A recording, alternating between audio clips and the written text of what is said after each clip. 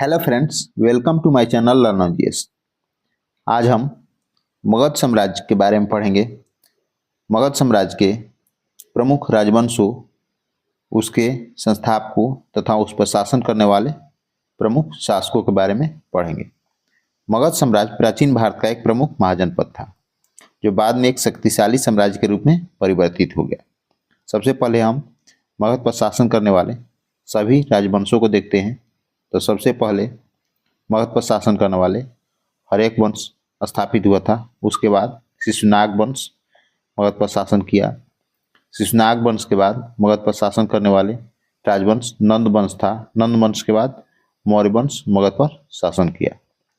मौर्य वंश के बाद मगध पर शुंग वंश शासन किया। शुंग वंश के बाद कण्व वंश का शासन मगध पर रहा। कण्व वंश के बाद मगध पर शासन करने वाला सातवाहन वंश था। सातवाहन वंश के बाद गुप्त वंश मगध पर शासन किया। गुप्त वंश के बाद मगध पर शासन करने वाले वर्धन वंश, वर्धन वंश के बाद पाल वंश, सेन वंश और लास्ट में दिल्ली सल्तनत का मगध पर नियंत्रण स्थापित हो गया। अब हम फिर बारी बारी से देखते हैं सभी राजवंशों के, उनके संस्थापकों के तथा उनके प्रमुख शासकों के बारे में। तो मगध पर सबसे पहला जो राजवंश शासन किया वह था हर्यक वंश। हर्यक वंश की स्थापना बिंबिसार द्वारा 544 ईस्वी पूर्व में किया गया था। हर्यक वंश का कार्यकाल 544 से 413 ईस्वी पूर्व तक रहा। हर्यक वंश के संस्थापक बिंबिसार के शासन के बाद उसका पुत्र अजातशत्रु और अजातशत्रु के बाद उसका पुत्र उदयन मगध पर शासन किया।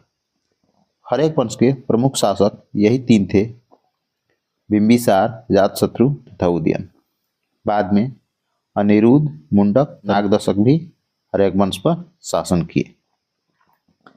इनके कार्यकाल को भी देखा जा सकता है। बिंबिसार का कार्यकाल 544 से 492, अजातशत्रु का कार्यकाल 492 से 460 ईस्वी पूर्व तथा उदयन का कार्यकाल 460 से 444 ईस्वी पूर्व तक रहा। लास्ट में नागदशक को पराजित कर शिशुनाग वंश के संस्थापक शिशुनाग ने शिशुनाग वंश की स्थापना 413 ईस्वी पूर्व में किया। शिशुनाग वंश का कार्यकाल 413 से 345 ईस्वी पूर्व तक रहा। शिशुनाग वंश के प्रमुख शासकों में शिशुनाग तथा काकवड़ था। शिशुनाग का कार्यकाल 413 से 395 ईस्वी पूर्व तथा काकवड़ का कार्यकाल 395 से 367 ईस्वी पूर्व तक रहा। शिशुनाग वंश के शासक महानंदीन को पराजित कर नंद वंश की स्थापना महापद्मनंद द्वारा 345 ईस्वी पूर्व में किया गया। नंद वंश की कार्यकाल 345 से 321 ईस्वी पूर्व तक रहा। नंद वंश के प्रमुख शासक महापद्मनंद तथा घनानंद हुए। महापद्मनंद का कार्यकाल 345 से 329 ईस्वी पूर्व तथा घनानंद का कार्यकाल 329 से 321 ईस्वी पूर्व तक रहा।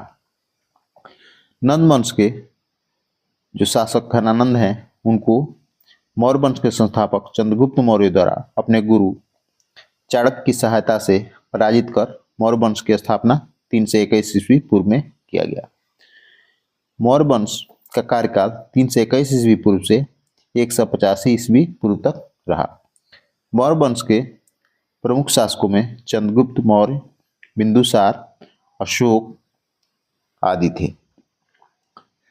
चंद्रगुप्त मौर्य का कार्यकाल 321 ईस्वी पूर्व से 297 ईस्वी पूर्व, बिंदुसार का कार्यकाल 297 ईस्वी पूर्व से 273 ईस्वी पूर्व तथा अशोक का कार्यकाल 273 ईस्वी पूर्व से 232 ईस्वी पूर्व तक रहा। अशोक के बाद दशरथ, संप्रति, शालिशुक, देवबर्मन, शतधानन तथा बृहद्रथ आदि शासकों द्वारा मौर्य वंश के अंतर्गत मगध पर शासन किया गया।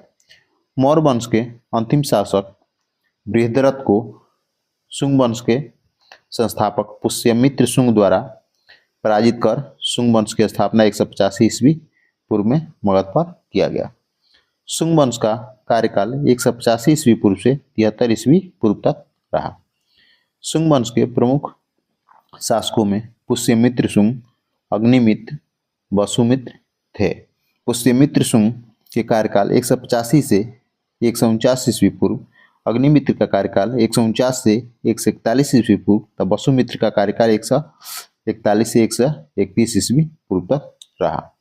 इसके बाद अद्रक, पुलिंदक, घोषमित्र, वज्रमित्र, भागवत तथा देवहूति शुंग वंश के अंतर्गत शासन किए। शुंग वंश के बाद मगध पर कर्ण वंश का शासन स्थापित हुआ 7300 ईस्वी पूर्व में, जिसका कार्यकाल 73 ईस्वी पूर्व से 30 ईस्वी पूर्व तक रहा। कर्ण वंश के शासकों में वसु, ज्येष्ठ, भूमिमित्र, नारायण तथा सुशर्मन हुए। वसुमित्र का कार्यकाल 73 ईस्वी पूर्व से 64 ईस्वी पूर्व था। भूमिमित्र का कार्यकाल 64 ईस्वी पूर्व से 52 ईस्वी पूर्व तक रहा। कर्ण वंश के बाद मगध पर सातवाहन वंश का स्थापना 30 ईस्वी पूर्व में हुआ। सातवाहन वंश का संस्थापक सिमुक था। सिमुक ने कर्ण वंश के बाद जो सातवाहन वंश की स्थापना किया, उसका कार्यकाल 30 ईस्वी पूर्व से 7वीं ईस्वी था। कृष्ण का कार्यकाल 7वीं ईस्वी से 18वीं ईस्वी तक रहा। और सातवाहन वंश के अन्य प्रमुख शासक में सातकर्णी प्रथम था, जिसका कार्यकाल 18 ईस्वी से 45 ईस्वी तक रहा। सातवाहन वंश के बाद मगध पर शासन करने वाले प्रमुख शासक वंशों में गुप्त वंश था, जिसकी स्थापना श्रीगुप्त द्वारा 240 ईस्वी पूर्व में किया गया था। गुप्त वंश का शासनकाल 319 ईस्वी पूर्व से 550 ईस्वी पूर्व प्रमुख माना जाता है, परंतु इसकी स्थापना 240 ईस्वी पूर्व में गुप्त वंश के संस्थापक श्रीगुप्त द्वारा रखा गया।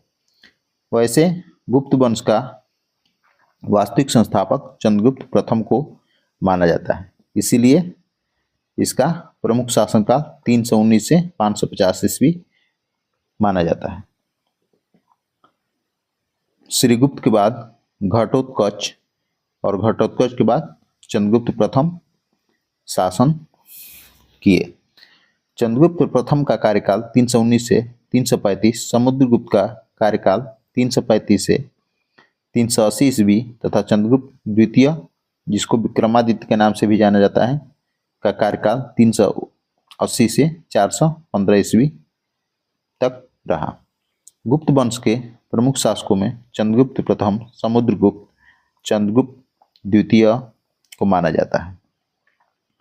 इसके बाद कुमारगुप्त, स्कंदगुप्त तथा आदि शासकों ने शासन किए। गुप्त वंश के बाद मगध पर वर्धन वंश का शासन। वर्धन वंश की कार्यकाल 606 ईस्वी पूर्व से 647 ईस्वी पूर्व तक रहा।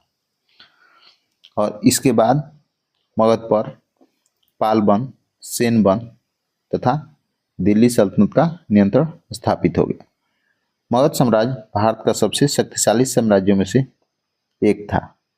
यहीं से बौद्ध धर्म तथा जैन धर्म का प्रसार हुआ और यह भारत की सांस्कृतिक और राजनीतिक गतिविधियों का केंद्र बना रहा।